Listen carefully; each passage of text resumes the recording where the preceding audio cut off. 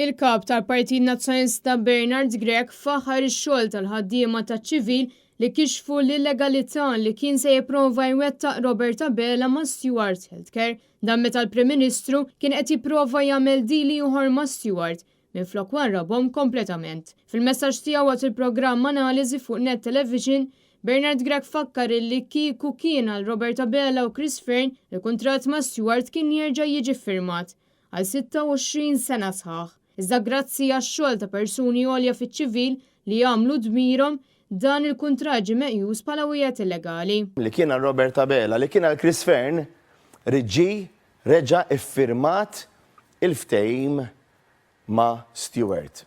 U għalhekk importanti li jkollna persuni għolja fiċ-ċivil li jagħmlu dmirhom. Dan kollu juri kif Abela kien qed jaħdem minn wara dar il-poplu Maltu Għawxi biex jagħti kuntratti ieħor lil Stewart Healthcare.